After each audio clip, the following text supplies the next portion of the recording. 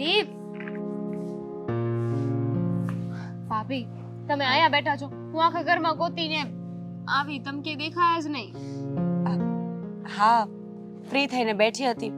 તમે ક્યારે આવ્યા? બેઠા હતા એની ના નથી, પણ હું અંદર ગઈ ને ત્યારે ભાભી ભાભી કરતી હતી, ભાભી ભાભી કરીને ચિલ્લાવતી હતી, પણ તમે એકે વાર જવાબ ના દીધો. મેં સાંભળ્યું નહીં હોય ને દામિની બેન, આપણું ફળિયું કઈ નાનું તો છે નહીં કે ત્યાંથી બોલો ને અહીંયા સંભળાઈ જાય. અને આમ પણ આ સવારમાં બહાર બેઠા હોઈએ ને તો આટલો મસ્ત ઠંડો ઠંડો પવન ચાલતો હોય, આ પંખીઓનો મીઠો અવાજ સાંભળવા મળતો હોય તો બીજે ક્યાં ધ્યાન જવાનું? ભાભી આ મમ્મી અને તમારા સંબંધો સુધરી ગયા? દામિની બેન, હવે તો અસમંજસ છે. ખોટું બોલીશ તો પણ તકલીફ, અને સાચું બોલીશ તો મોટી તકલીફ. સાચું કહું ને તો મમ્મી અને આદિત્યને એવું લાગે છે કે મારી સાથે લગ્ન કરીને બહુ મોટી ભૂલ કરી છે આદિએ.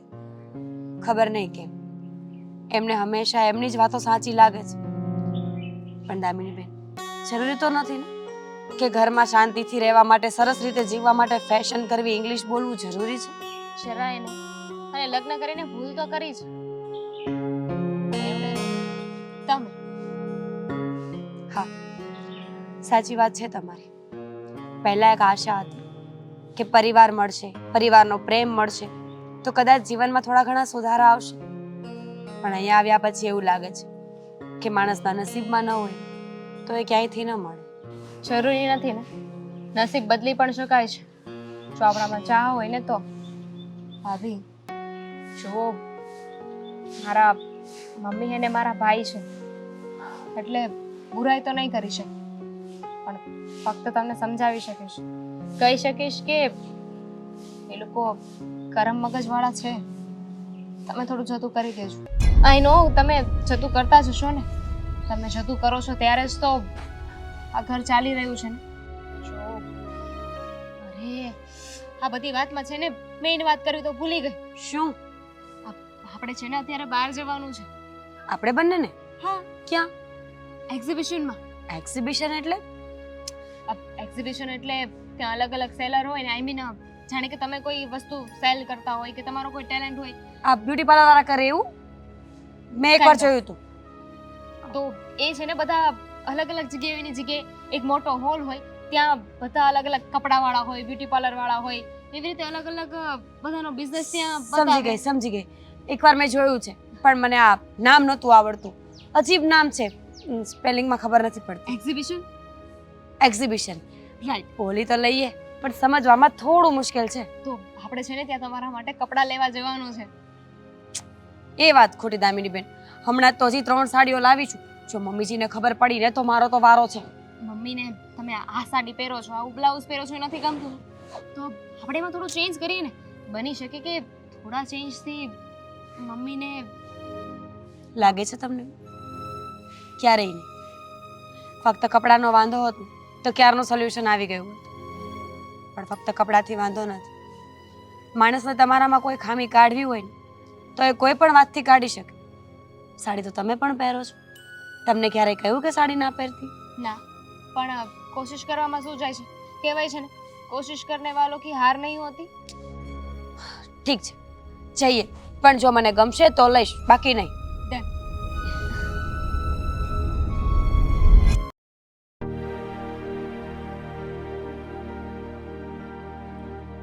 હાજી હાજી, હા ઠીક છે.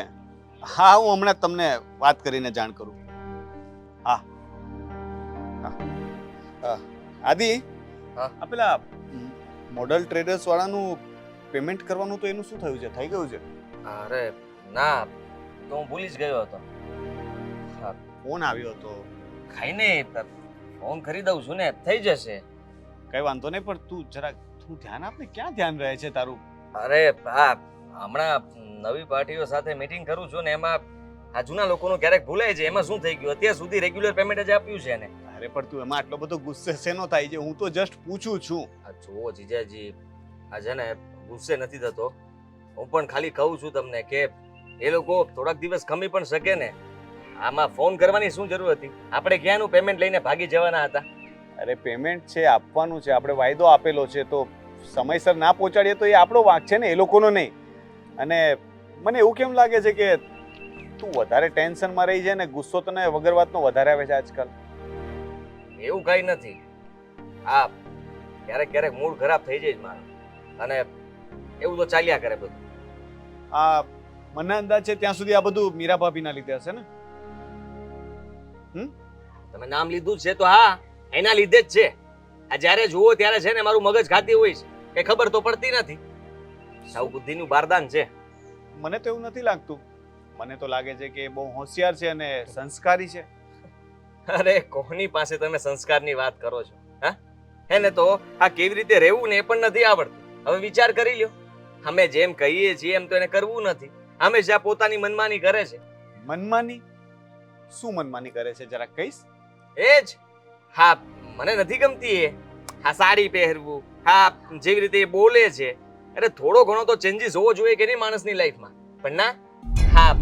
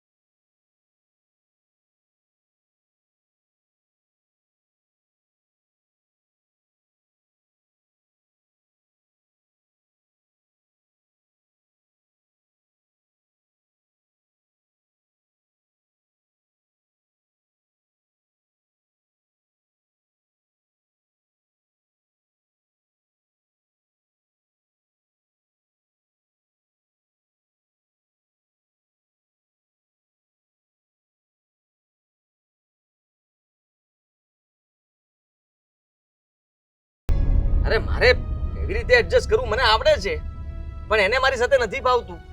સીધી વાત છે. જો એને મારી સાથે ફાવતું હોત ને તો હું કે તેમ કરત.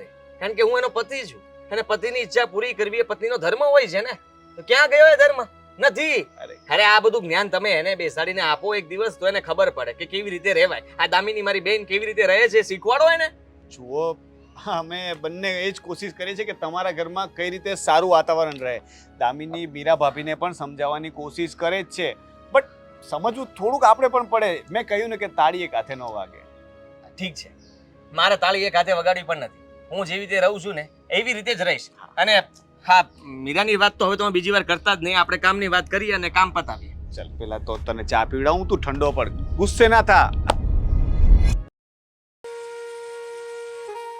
હવે આવું મોઢું કરીને જ બેસી રહીશ કે કઈ વાત કરીશ કે શું થયું છે? કેમ તારો મૂડ ઓફ છે? જાણે કે કેમ તમને તો કઈ ખબર જ નથી. હા, છેલ્લી વખત મમ્મીના ઘરે ગઈ ને ત્યારે ભાભીને એક્ઝિબિશનમાં લઈને ગઈ હતી. અરે કેટલા સારા સારા કપડાં લેવડાવ્યા, ભાભીને ગમતા હતા એ કપડાં લીધા મેં. અને એ પણ જેવું મમ્મી કહેતા હતા ને કે આજકાલની વહુઓ પહેરે છે એવી રીતે ગાઉન લીધું, અને સારી સારી સાડીઓ પણ લીધી, ડિઝાઇનર સાડી પણ લીધી. પણ ઘરે જઈને ભાઈ અને મમ્મીએ બંને ભાભીનું અપમાન કર્યું.